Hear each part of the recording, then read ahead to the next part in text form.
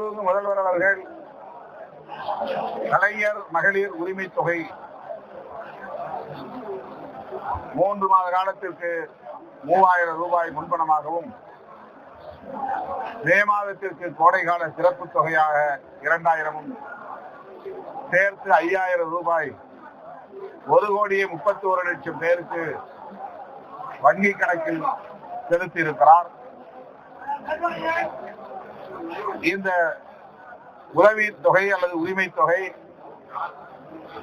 வேறொரு காலத்தில் வழங்கக்கூடாது என்று சங் பரிவார் கும்பல் உச்சநீதிமன்றத்தை அணுகியிருக்கிற வேளையில் அவர்களின் சதியை முறியடிக்கக்கூடிய வகையில் மாண்புமிகு முதல்வர் அவர்கள் மேற்கொண்டிருக்கிற இந்த நடவடிக்கை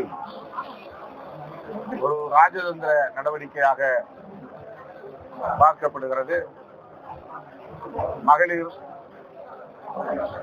மேம்பட வேண்டும், பொருளாதாரத்தில் வலிமையுற வேண்டும், தற்சார்பு நிலையை பெற வேண்டும் என்கிற தொலைநோக்கு பார்வையோடு முற்போக்கு சிந்தனையோடு முதல்வர் அவர்கள் மேற்கொண்டிருக்கிற இந்த நடவடிக்கையை விடுதலை சிறுத்தைகள் கட்சி மனப்பூர்வமாக வரவேற்று பாராட்டுகிறது.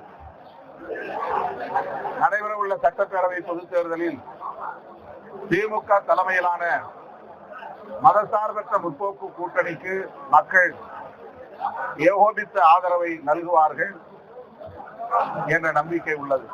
செய்திகளை உடனுக்குடன் தெரிந்து கொள்ள கீழ்கண்ட கேபிள் மற்றும் டிடிஎச் நெட்வொர்க்குகளில் எம்நாடு செய்தி தொலைக்காட்சியை காணுங்கள். பாதகம் செய்பவரை கண்டால் நாம் பயம் கொள்ளலாகாது பாப்பா. மோதி மிதித்து விடு பாப்பா, அவர் முகத்தில் உமிழ்ந்து விடு பாப்பா. அண்மை செய்திகளை உடனுக்குடன் தெரிந்து கொள்ள இணைந்திருங்கள் எம்நாடு தொலைக்காட்சியுடன்.